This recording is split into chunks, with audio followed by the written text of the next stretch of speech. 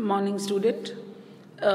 हमारे previous lecture में हमने टर्म्स जो किनशिप टर्म्स होते थे उसके बारे में बताया और नातेदारी की जो रीतियां हैं उसके बारे में एक्सप्लेन करी और हमने जो अवॉइडेंस या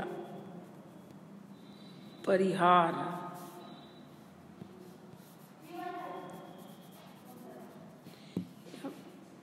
किनशिप यूसेजेस या जिसको हम नातेदारी की रीतियाँ, और उसमें मैंने आपको अवॉइडेंस के बारे में बता रही थी, परिहार या अवॉइडेंस। देखिए यहाँ इस अवॉइडेंस का मतलब ये है, ऐसा नहीं है कि आप उस रिश्तेदार या नातेदार को अवॉइड करते हैं। नातेदारी व्यवस्था में ये जो अवॉइडेंस वाली जो रीति है ये बहुत ही कॉमन है। परिहार का अर्थ होता है कि कुछ ऐसे रिश्ते जो दो व्यक्तियों के बीच में होते हैं वे संबंध तो स्थापित करते हैं, बट साथ ही वे एक दूसरे से दूर रहते हुए और पारस्परिक अंतःक्रिया में यथासंभव प्रत्यक्ष या आमने सामने नहीं रहते हैं। जैसे आपने देखा होगा कि अगर सास अपने दामाद से बात करती है तो आमने सामने बैठ के बात नहीं करती है, या पुत्र वधू अपने ससुर से बात नहीं करती है। एक तरह का पर्दा होता है। कई ऐसे, जैसे अपने जेठ से, अपने पति के बड़े भाई से जब बातचीत होती है, ऐसा नहीं है कि संबंध स्थापित नहीं होता है, बातचीत होती है, अंतःक्रिया होती है, बट अंतःक्रिया में एक निश्चित दूरी होती है। प्राय आमने सामने की स्थिति नहीं होती है। ये बहुत सारे आप अपने समाज में, अपने घर परिवार में बहुत सारी जगह आपको ये देखने, आजकल मॉडर्न सोसाइटी में तो नहीं पाया जाता है, बट ये जो व्यवस्था जो थी, ये रीति जो थी, वो इंडियन सोसाइटी में बहुत देखने को मिलती है कि जनरली फीमेल जो है अपने ससुर से, अपने मतलब पति के पिता से और पति के भाई से, इवन रूरल बैकग्राउंड में देखें तो इवन सास ससुर से भी, मदर इन लॉ से भी जो है स्त्री पर्दा करती है या बात नहीं करती है या एक निश्चित दूरी बनाकर रहती है। ऐसा ही जो है दामाद भी है, जो पुरुष है वो अपने सास से जो है बातचीत करना अवॉइड करता है, या हम ये कहें कि सास जो है एक निश्चित दूरी बनाकर अपने दामाद से बात करती है। इसके बहुत सारे एग्जाम्पल, अगर हम इंडियन सोसाइटी की बात, जनजातीय क्षेत्र में की बात करें तो यूकाधीर एक जनजाति है, उसमें ये नियम है कि एक वधू कभी भी अपने ससुर या जेठ, जो अब उसके पति का बड़ा भाई होता है, उसके चेहरे को न देखे, और न ही दामाद अपनी सास या ससुर के चेहरे को देखना चाहिए। इन संबंधियों को परस्पर यदि कुछ कहना होता है तो या तो वो पर्दा करके करते हैं या फिर दूसरों को कहते हैं और वो दूसरा उनको बोलता है। ऐसा ही ऑस्ट्रियाक एक जनजाति है जिसमें जब तक अपने बच्चे पैदा न हो जाए, अगर कभी अचानक वे एक दूसरे के सामने पड़ भी जाते हैं तो फौरन घूंघट से अपना चेहरा छुपा लेती है। वधू को जीवन भर ससुर के सामने घूंघट निकालना पड़ता है। इस प्रकार के जो नियम हिंदू समाज में भी, जैसे मैंने अभी आपको बताया, देखने को मिलते हैं। सास ससुर दामाद के बीच जो संबंध नियंत्रित होते हैं। जो न्यू गिनी की बकाऊ जनजाति है उसमें सास ससुर और दामाद न तो एक दूसरे को देखते हैं और न ही एक दूसरे को छूते हैं और न ही एक दूसरे का नाम लेते हैं। अगर दामाद के सामने बैठकर ससुर को भोजन करना होता है तो ससुर को अपना चेहरा ढककर बैठना होता है, और अगर कहीं इत्तेफाक से दामाद अपने ससुर को मुंह खोलते देख ले तो ससुर को इतना लज्जित होना पड़ता है कि वह जंगल में भाग जाता है। ऑस्ट्रेलिया की जनजाति में तो इस प्रकार का जो संबंध जो है निषेध और कठोर होते हैं। वहाँ कुछ जनजातियों में दामाद को देखने या उससे बात करने तो बहुत दूर सास को उसके साथ तक, इवन नाम तक उसके कानों में जो है बोलने और सुनने की जो है मनाही होती है। इस नियम को तोड़ने से विवाह विच्छेद हो सकता है या दामाद को गांव से निकाल दिया जाता है और कभी कभी तो प्राणदंड भी मिलता है। अफ्रीका की झूलू जनजाति है, उसमें दामाद अपनी सास के पास तक कभी नहीं जाता, और अगर कभी सास उसके पास से गुजर जाती है तो कुछ भी दामाद को मुंह उस समय जो है फेर लेना पड़ता है या मुंह निकाल कर बाहर चला जाता है। कुल मिलाकर अवॉइडेंस वाली बात, आप जो है उनसे दूरियां, एक निश्चित दूरियां जो है संबंध स्थापित करने में रहती हैं। टाइलर ने जो इस प्रकार के जो निषेध, अवॉइडेंस की जो बात करी, उन्होंने कहा है कि मात्र सत्तात्मक परिवार प्रथा के कारण इस प्रकार के परिवार प्रथा में वर को पत्नी के घर जाकर रहना पड़ता है, और जहां वह वर बिल्कुल ही अजनबी होता है, इस प्रकार उस परिवार की अन्य स्त्रियां, विशेषकर सास जो कि परिवार की मालकिन होती है, उस अजनबी वर से दूर रहती है, और इसी से धीरे धीरे आगे चलकर सास संबंधित निषेध पनपते हैं। और इस प्रकार पितृस्थानीय परिवारों में ससुर से संबंधित निषेध का जन्म होता है। परंतु आज इस मत से बहुत से विद्वान सहमत नहीं हैं। होपी और जूनी जनजातियों में मातृस्थानीय है, मातृस्थानीय मतलब वो माता के घर जाके रहता है, इस प्रकार के नियम वहाँ नहीं हैं। ऑस्ट्रेलिया की वे जनजातियाँ जो पितृस्थानीय हैं, दामाद का परिहार करती है, न कि वधू का।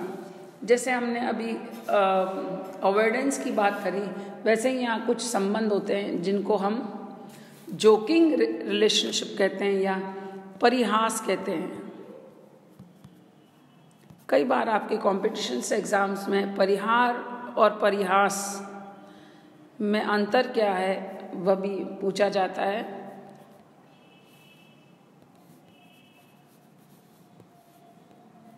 जोकिंग रिलेशन, देखिए कई, जैसे मैंने आपको कहा ना, कई रिश्ते ऐसे होते हैं जिसमें अवॉइड किया जाता है। कई रिश्ते ऐसे होते हैं उसमें कुछ हद तक हंसी मजाक और ये सारी चीज़ें जो है वह परमिसेबल होती है। नातेदारी की रीतियों में परिवार संबंध, परिहास संबंध और परिहार का बिल्कुल विपरीत रूप है। जहाँ परिहार दो व्यक्तियों के मध्य दूरी को बताता है, वहीं परिहास दो व्यक्तियों के मध्य को अति निकट लाता है।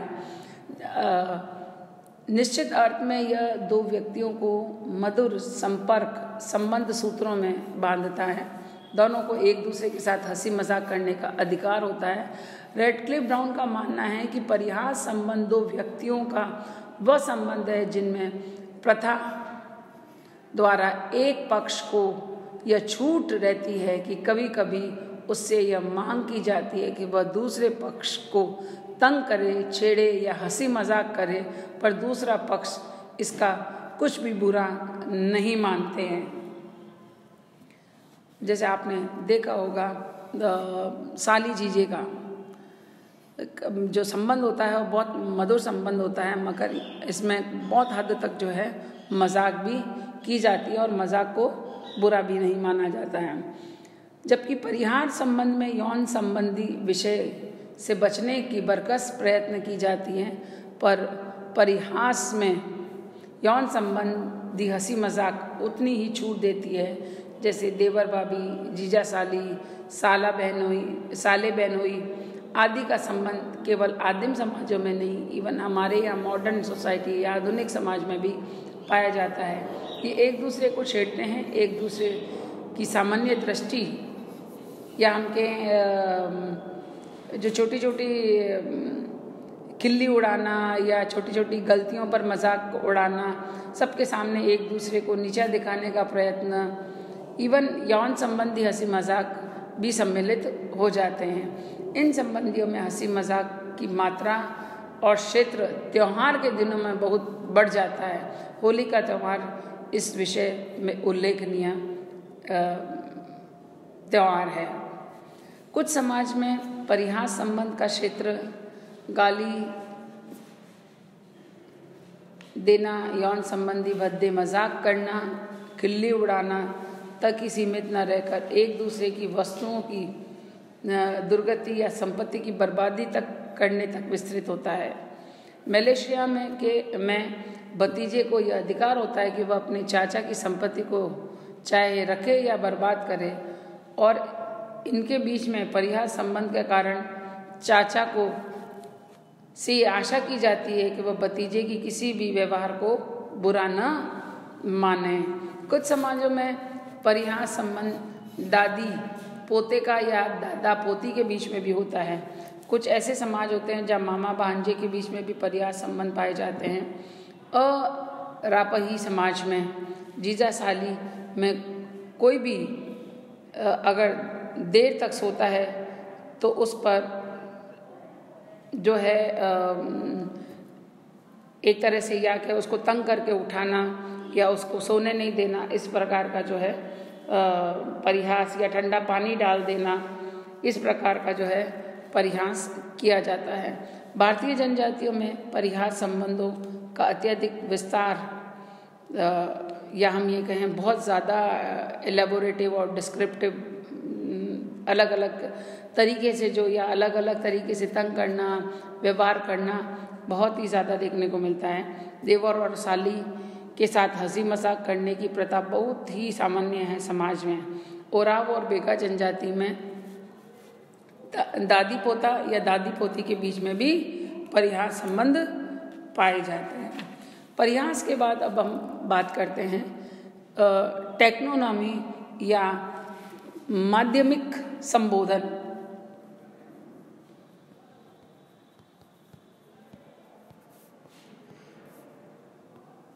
इसका मतलब ये होता है कि हम किसी का नाम नहीं ले और किसी तीसरे किसी से बात करना या किसी का सपोज फॉर एग्जांपल अगर मैं स्पेशली इंडियन सोसाइटी की बात करूं तो जनरली महिलाएं अपने पति का नाम नहीं लेती हैं और पुरुष भी जो है अपनी पत्नी का सबके सामने नाम नहीं लेते हैं। तो वो जो है राजू के पिता या मुन्ने के पिता या राजू की मम्मी या मुन्ने की मम्मी ऐसे कहकर जो है संबोधन करते हैं, उसको हम टेक्नोनॉमी कहते हैं। नातेदारी की ये व्यवस्था जो है वो इसको माध्यमिक संबोधन इसलिए कहा जाता है क्योंकि इनमें एक संबंधी को संबोधन करने के लिए किसी दूसरे व्यक्ति को माध्यम बनाया जाता है, क्योंकि उस संबंधी को उसके नाम को पुकारना वर्जित है। जैसे मैंने अभी आपको एग्जाम्पल दिया कि पति का नाम लेना पत्नी के लिए वर्जित होता है। इस कारण पत्नी पति को संबोधन करने के लिए अपने किसी लड़के या लड़की का माध्यम बना लेती है और उसी संबंध से पति को पुकारती है। जैसे मैंने आपको कहा राजू के पापा या राजू की मम्मी, इस तरह से। और लास्ट या वैसे बहुत सारी जनजातियों में भी जो है इस प्रकार का पाया जाता है। जैसे टाइलर का मानना है कि प्राय 30 जनजातियां ऐसी है जिनमें माध्यमिक संबोधन की रीति जो है वह प्रचलित है, जिसमें दक्षिण अफ्रीका की बेचुआना, पश्चिमी कनाडा की क्रो, भारत की खासी जनजाति का नाम विशेष है। परंतु आधुनिक अनुसंधानों से हमें ये पता चलता है कि माध्यमिक संबोधन की रीति को विस्तार से कहीं अधिक जानने की आवश्यकता है। फ्रेजर ने इस रीति का प्रचलन ऑस्ट्रेलिया, न्यू गिनी, मलाया, चीन, उत्तरी साइबेरिया, अफ्रीका की विभिन्न बांतू जनजातियां, उत्तरी ब्रिटिश कोलंबिया आदि में पाई जाती है। लोई का कहना है कि फ्रेजर द्वारा जो ये प्रस्तुत जो सूची है, फ्रेजर ने जो अभी सूची दी है ये पूरी नहीं है, और भी बहुत सारे देखने को मिलते हैं। जैसे अंडमान, निकोबार, अमेरिका के विभिन्न भागों में इस रीति का प्रचलन होता है। इवन होपी जनजाति में भी जो स्त्री अपनी सास को अमुक की दीदी या ससुर को अमुक का दादा कहकर पुकारती है, इस ढंग से पुरुष भी अपने सास और ससुर को संबोधित करती है। कल हम बात करेंगे मातुले का, इवैंक्यूलेट का, कि ये भी एक तरह से जो है संबोधन का, या हम ये कहें यूज किनशिप की रीति या यूसेजेस की जो है एक तरीका है। Thank you.